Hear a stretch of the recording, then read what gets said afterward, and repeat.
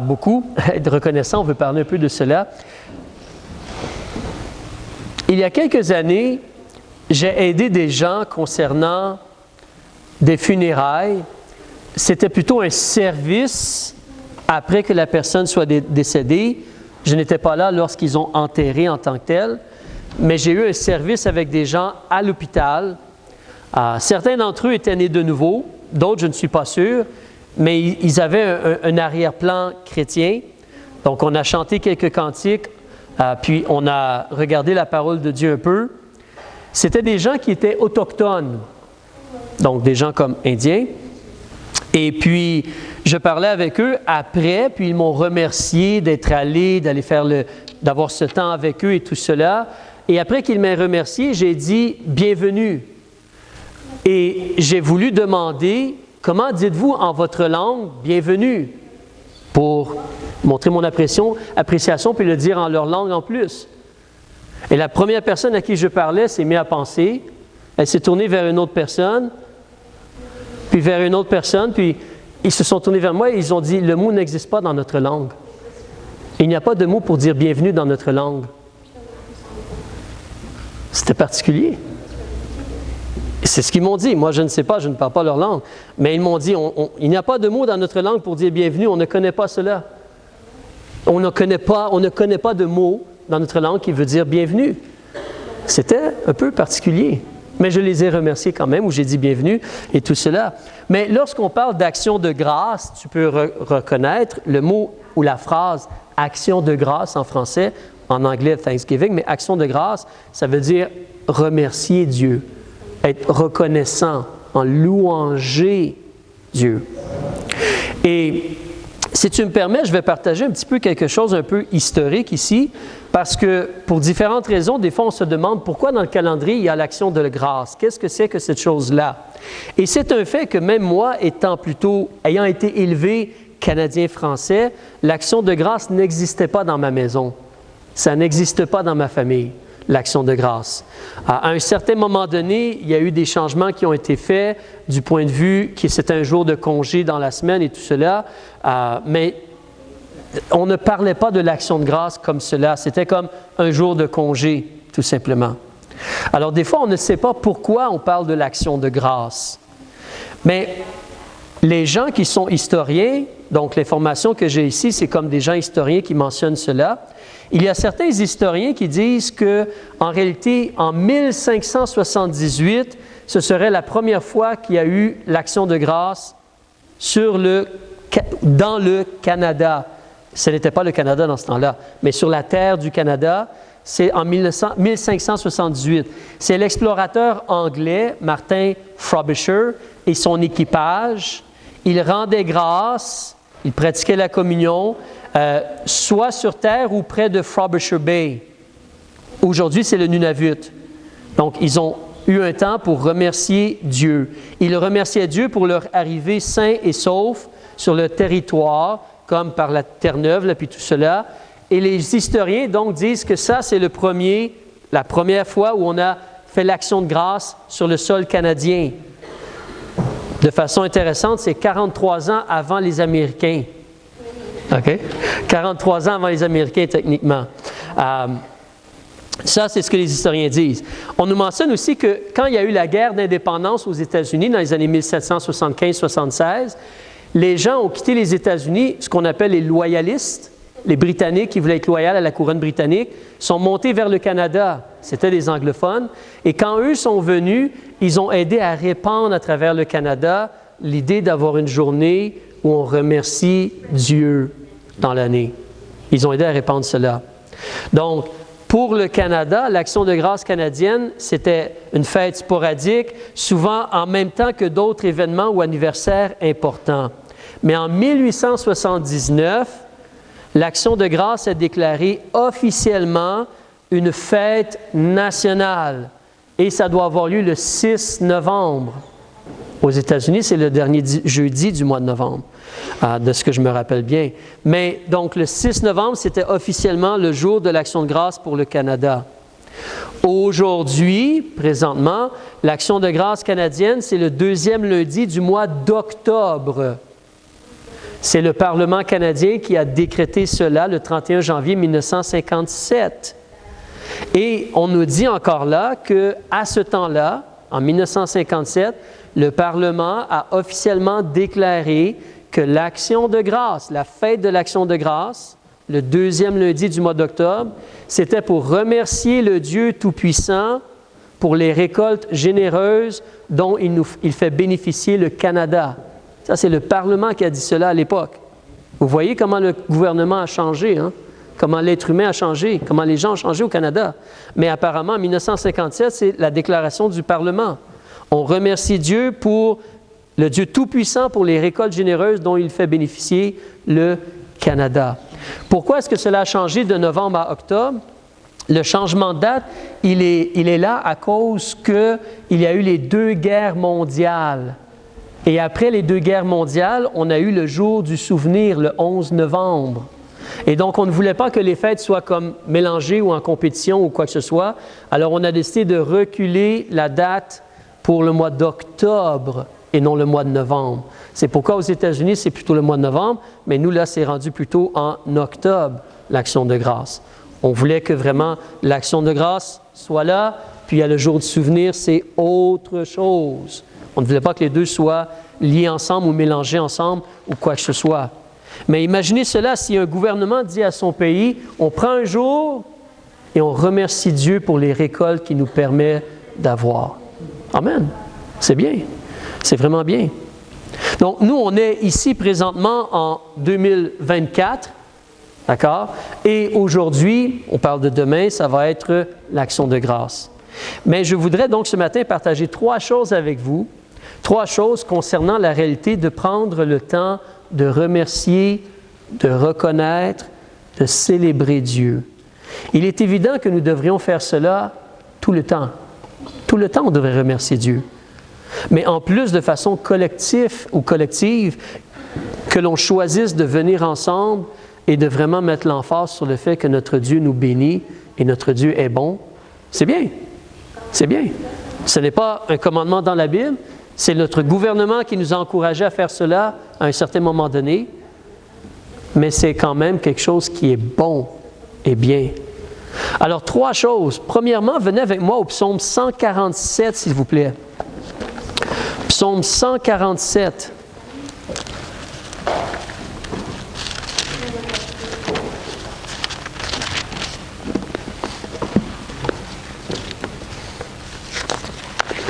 Psaume 147. Si vous me connaissez ou en me connaissant, vous allez remarquer, je ne suis pas quelqu'un qui est attaché aux traditions et je ne suis pas quelqu'un qui est attaché aux journées en tant que telles.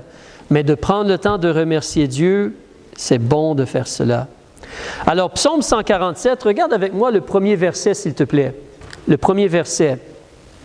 Le psalmiste nous encourage, il nous dit, c'est comme un ordre, louez l'Éternel. Et là, il nous explique pourquoi. Il est bon de psalmodier à notre Dieu. Psalmodier comme chanter, louanger, remercier, célébrer. Mais il est bon de psalmodier à notre Dieu. Il est doux, il est bienséant de le louer. Donc, le commandement de Dieu, l'enseignement de la parole de Dieu, l'information que Dieu nous donne, c'est que remercier Dieu ou adorer Dieu ou célébrer Dieu, c'est une chose qui est bon à faire. C'est bon de faire cela. Vous n'avez pas le droit de rire, mais il m'est arrivé plus qu'une fois d'être dans des situations où soit on voyageait, je pense que cette fois-ci même je l'ai dit, soit on voyageait, soit on était à la maison et mes enfants me demandent qu'est-ce qu'on mange. Et moi je dis, aujourd'hui pour le déjeuner on mange de la crème glacée. Aujourd'hui pour le dîner on va manger de la crème glacée. Alors, si vous êtes un parent, vous allez dire, ah Éric, voyons. Mais moi je dis cela, on va manger de la crème glacée. Et tout le monde sait que de la crème glacée c'est bon à manger. Est-ce que c'est bon pour la santé? Ça, c'est une autre question.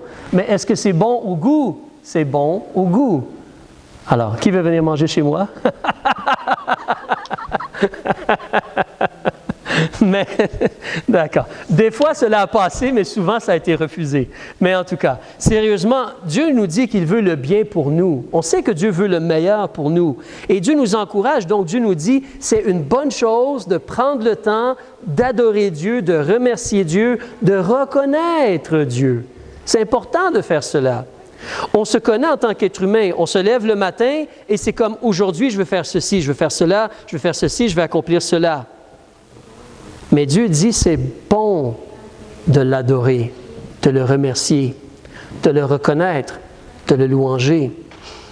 C'est pourquoi je vous ai enseigné, quand tu lis la Bible à tous les jours, le matin quand tu te lèves, le passage que tu lis, le chapitre que tu lis, essaie de trouver dans le passage des raisons pour remercier Dieu.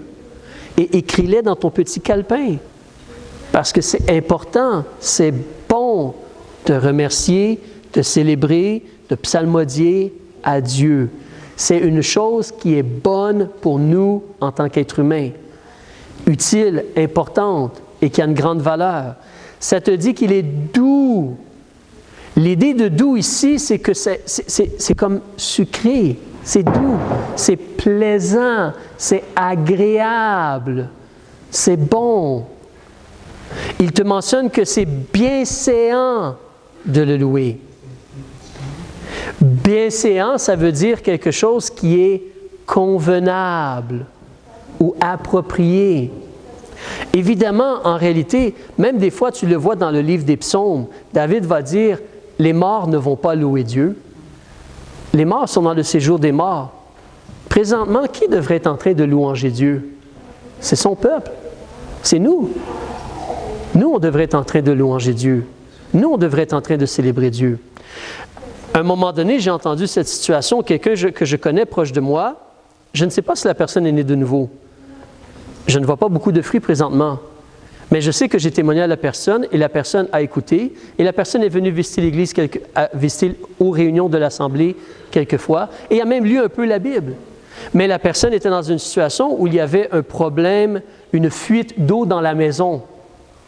Une fuite d'eau dans la maison. Donc, on a appelé un plombier et puis on a trouvé le problème. Et même si c'était compliqué et difficile de trouver le problème et de ne pas tout démolir les murs ou les plafonds pour trouver le tuyau qui coulait puis réparer le tuyau qui coulait, ils ont réussi à faire sans trop de problèmes. Donc la personne, elle a dit quelque chose comme « Merci à Dieu, gloire à Dieu, merci à Dieu ». Et tout le monde l'a regardé, le plombier et les gens autour. Elle m'a dit cela, la personne. Les gens l'ont regardé en disant... Et la personne a répondu ou a dit quelque chose, bien, quoi, quand ça va mal, on se plaint, quand ça va bien, on devrait dire merci à Dieu, non? Mais ça, c'est une réalité. Et ça, c'est quelque chose où nous, surtout, si on connaît Dieu, si moi, surtout, je connais Dieu et je dis que je marche avec Dieu, c'est convenable, ça va ensemble, c'est approprié qu'une des personnes qui devrait être en train de remercier Dieu, c'est moi, c'est nous. Nous, on devrait faire cela. La bonne chose à faire devant Dieu. Il faut considérer que, comme Dieu nous dit, il ne faut pas mentir, il ne faut pas voler, il ne faut pas tuer, Dieu nous dit, tu dois me remercier. Tu dois me louanger. Tu dois m'adorer. Tu dois être reconnaissant. C'est une façon de vivre. C'est comme un commandement, un enseignement, un principe qu'on doit mettre en pratique dans notre vie. C'est la bonne chose à faire devant Dieu. Dieu devrait voir cela en nous. Les gens devraient voir cela en nous. Est-ce que moi, je suis connu pour quelqu'un qui est toujours en train de se plaindre? Est-ce que moi, je suis connu comme quelqu'un qui est toujours en train de trouver des problèmes, des défauts et des choses comme cela? Ou est-ce que moi, je suis quelqu'un qui est toujours en train de chercher des raisons pour remercier Dieu? Quel genre de témoignage est-ce que moi j'ai devant les gens autour de moi? On parlait tantôt, Pierre a dit « Sois guéri » et cela a eu une influence.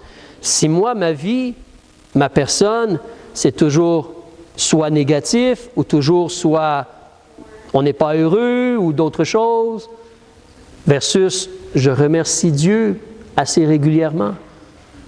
C'est l'influence que j'ai, c'est ma vie. On peut considérer l'exemple de Paul. Tu as déjà lu les épîtres de Paul, mais remarque, je te donne deux exemples. Romains chapitre 1, s'il te plaît. Paul écrit aux églises. Il veut les aider spirituellement, les édifier. Comment est-ce que Paul débute ses lettres? Généralement. Romains chapitre 1, verset 8. On ne va pas regarder toutes les épîtres de Paul, seulement 2. Romains chapitre 1, au verset 8. Comment Paul débute sa lettre? Avant toute chose, je rends grâce au sujet de vous tous à mon Dieu, par Jésus-Christ, de ce que votre foi est célèbre par tout le monde. Avant toute chose, je remercie Dieu. C'est pour ça que généralement, quand on prie, avant de prier, on pense à des raisons pour remercier ou célébrer Dieu. On sanctifie le nom de Dieu. Mais ça, c'est notre vie aussi, dans la vie de tous les jours. C'est pas juste le matin, je fais une petite prière de 10-15 minutes avant de commencer la journée, mais c'est à travers la journée. Penser, chercher, demander à Dieu de m'aider, mais le remercier. Tu veux un autre exemple? Corinthiens, la première épître, l'épître après Romains, dans l'ordre qu'on a dans notre Nouveau Testament. En Corinthiens, chapitre 1, comment Paul débute son épître? Chapitre 1, verset 4. Qu'est-ce que Paul dit? Je rends grâce continuellement à mon Dieu pour vous, à cause de la grâce que Dieu vous a donnée en Jésus-Christ. Le mot grâce peut signifier plus qu'une chose. C'est une faveur de Dieu, mais c'est aussi des remerciements envers Dieu. Donc nous, on rend grâce, on remercie. On le remercie parce qu'il a eu il nous fait grâce, il nous fait faveur, il nous aide. D'accord? C'est deux significations, mais c'est la réalité du langage qu'on a. Et tu regarderais les autres épîtres de Paul et c'est similaire. Paul débute en disant « Je remercie Dieu, je rends grâce à Dieu, je célèbre Dieu ». L'exemple est là encore quand on arrive au Nouveau Testament. Donc ça, c'est la première chose qui est importante pour toi et moi de réaliser. Comme je disais, ce n'est pas que demain, on arrête tout, puis là, on remercie Dieu toute la journée, et après cela, on retourne à notre vie normale et on oublie de remercier Dieu. Non. C'est une emphase peut-être pendant la journée, la fin de semaine, mais surtout, c'est un mode de vie. C'est une relation avec Jésus. Tu vis ta vie, tu es continuellement dans des situations où tu vas voir des choses, quelqu'un va te dire « Hey, attends, dis-lui cela à la place parce que sinon je vais paraître mal. Donc, mens pour moi. » Qu'est-ce que tu vas faire? Oh, c'est juste un petit mensonge blanc. Ou « Ah, c'est pas grave, c'est pour l'aider. » Mais c'est un mode de vie. On ne peut pas mentir. On ne doit pas mentir. Donc, de la même façon, c'est un mode de vie. Comment je vis ma vie? Qu'est-ce que je fais? Je remercie mon Dieu. Je célèbre mon Dieu. Évidemment, quand on va être au ciel et on va voir Dieu en personne, ça va être dur de s'empêcher de remercier Dieu, n'est-ce pas? Ça va être vraiment dur de s'empêcher de remercier Dieu quand on va le voir en personne.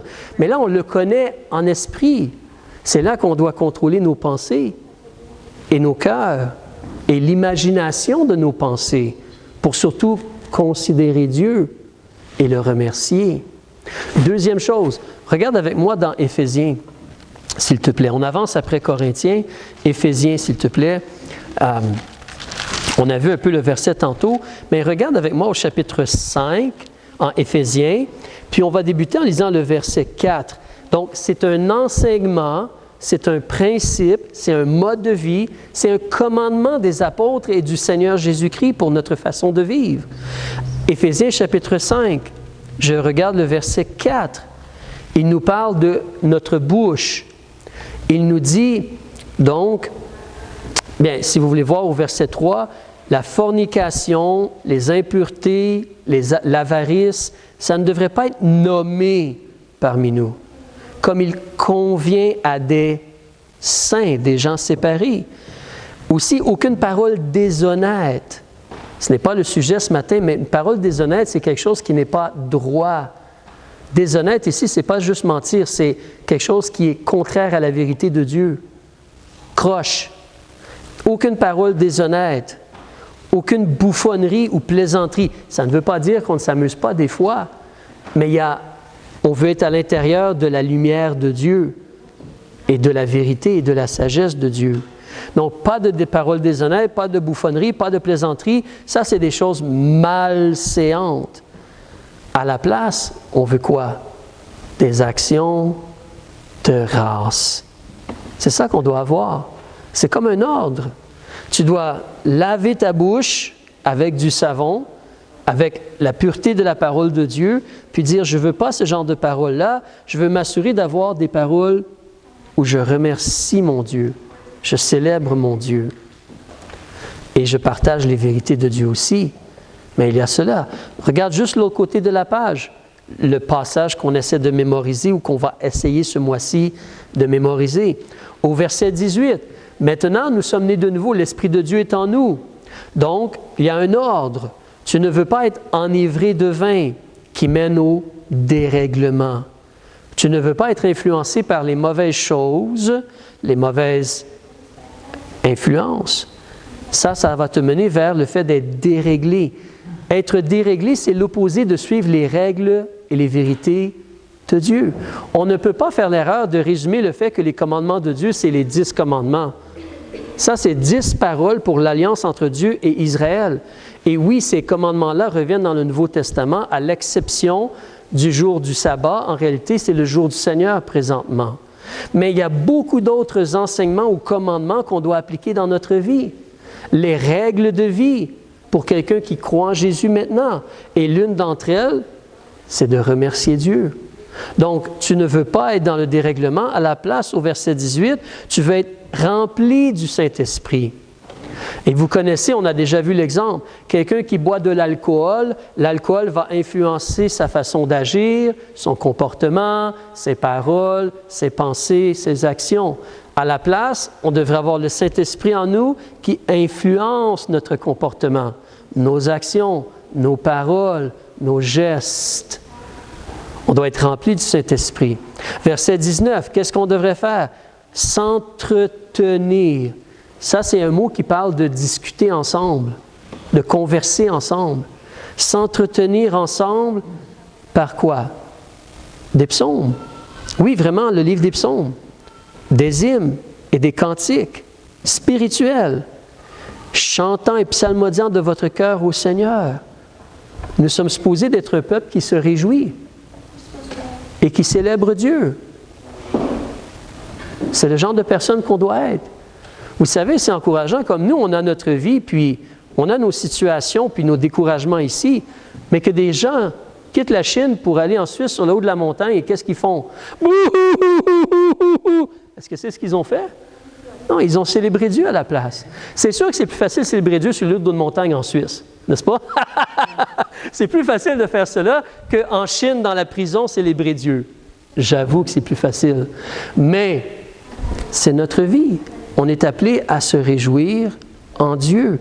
Regardez le verset 20. « Rendez grâce, en remerciez Dieu, toujours, pour toutes choses, à Dieu le Père, au nom de notre Seigneur Jésus-Christ. » Je vais reparler de cela, mais il dit bien « toujours, en toutes choses », ou « pour toutes choses », excusez-moi, mais « toujours pour toutes choses ». Donc, c'est un mode de vie. Avançons un autre passage similaire dans Colossiens, s'il vous plaît. Colossiens au chapitre 1. Je ne vais pas tout lire ce petit passage ici, mais à partir du verset 9, je t'encourage à remarquer que c'est une prière que Paul fait. Il a appris, puis il prie pour les gens de Colosse. Et il demande des choses pour eux. De la sagesse, de la connaissance, bien se conduire au verset 10, croître dans la connaissance de Dieu à la fin du verset 10. Verset 11, être fortifié, être patient, constant, mais au verset 12 surtout. Aujourd'hui, on parle de cela. Paul prie que les gens à Colosse rendent grâce au Père, qui nous a rendus capables d'avoir part à l'héritage des saints dans la lumière. Tu n'as rien fait pour être sauvé et tu ne pourras jamais faire quelque chose pour demeurer sauvé. C'est impossible. Le salut, c'est une grâce de Dieu parce qu'il t'a convaincu puis tu as demandé à Jésus d'être ton sauveur. Oui, on se repent, on se détourne, mais le salut, c'est un don de Dieu. Donc, on le remercie. On le remercie. On le remercie. On lui rend grâce. Et si tu tournes ta page et tu regardes au chapitre 3 en Colossiens, c'est un passage similaire à ce qu'on a lu en Éphésiens, mais on va mettre nos yeux dessus si tu me permets. Au verset 16, il dit que la parole de Christ habite abondamment en vous. Laisse les vérités de Jésus-Christ changer ton cœur, ta pensée, ta façon d'agir.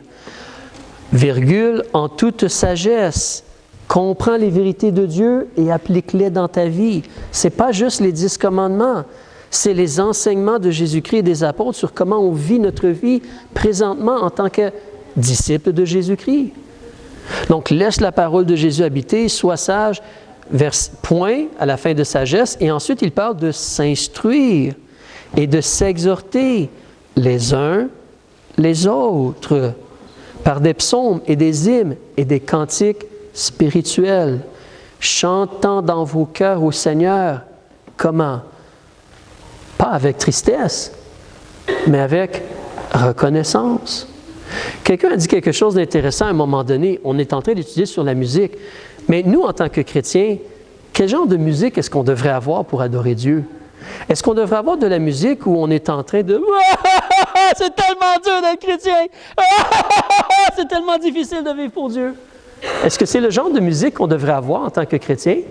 Vous savez qu'il y a, je parle de musique, là, je ne parle pas de mots, je parle de musique, des accords musicaux. Il y a des accords musicaux qui vont te mener vers le fait de pleurer ou de devenir sentimental. Tu peux prendre de la musique seulement et amener vers quelqu'un vers les pleurs, juste par la musique. Mais quel genre de musique est-ce que nous, on devrait avoir en tant que chrétiens? Dans les psaumes, David pleure des fois, mais comment est-ce qu'il termine ses psaumes? Avec espérance que Dieu va délivrer. C'est pour ça que nos cantiques, généralement, ils parlent d'épreuves, mais ils parlent de résolution, de victoire, de délivrance, de Dieu qui va agir et nous aider, malgré les vagues de problèmes. Dieu va nous soutenir, Dieu va nous aider. C'est le peuple que nous sommes. C'est un peuple qui est reconnaissant envers son Dieu. Alors il te dit au verset 17, « Et quoi que vous fassiez en parole ou en œuvre, faites tout au nom du Seigneur Jésus, rendant grâce par lui à Dieu le Père. » C'est vraiment un mode de vie. Et je veux t'encourager ici. Tu vois, ça nous dit, dans le verset 16, il y a le mot « vous ». Il est là aussi au verset 17, « vous ». Il parle à l'assemblée à Colosse. Donc, c'est une chose, oui, Dieu a établi des pasteurs et les pasteurs doivent enseigner la parole de Dieu. C'est leur responsabilité. Mais on voit que ici, tous les gens qui sont membres de l'Église, tous les gens qui sont là, on te dit, vous instruisez-vous et exhortez-vous les uns les autres. Et quoi que vous fassiez, c'est tout le monde cela. Tout le monde. Donc, moi, je te parle ce matin, premièrement, de la réalité que c'est un mode de vie. C'est un commandement de Dieu. C'est bon pour nous de décider qu'on va remercier Dieu, qu'on va devenir un peuple qui a des actions de grâce ou des remerciements continuellement sur son cœur, ses pensées, sa bouche. Mais amenons cela à un niveau plus loin. Comme je dis, l'influence ou comme la réalité de la vie. Personnellement, dans notre vie, on a déjà vu, tu n'es pas une île. Tu n'es pas une île. Il y a des gens qui m'ont demandé, lorsque j'étais à la conférence, comment c'est Montréal? Combien de gens il y a à Montréal? Et j'ai expliqué, Montréal, c'est une île, comme New York. Donc, comme c'est une île, on bâtit en haut ou on bâtit en bas. Il n'y a plus de terrain. L'île, elle est remplie. Donc, on bâtit en gratte-ciel ou on fait des... Vous savez, si vous avez été à Montréal, il y a des centres d'achat souterrains à Montréal. Parce qu'on utilise tout l'espace qu'on a. Mais c'est une île, c'est limité. Mais toi et moi, nous ne sommes pas une île. Il y a plein de gens autour de nous et il y a de l'influence. Il y a un lien, il y a une influence. Si on considère la vérité de Dieu, qu'est-ce que Dieu a fait au début? Il a créé un homme, puis il lui a dit, tiens-toi tout seul dans ton coin et pense seulement à toi. Est-ce qu'il a fait cela? Non. Il a créé un homme, puis il a dit à l'homme, il n'est pas bon que tu sois seul. Ouais, c'est vrai. Et il a créé une femme pour l'homme. Pour faire quoi? Pour compléter l'homme. Et ensuite, il a dit à l'homme et la femme, multipliez et remplissez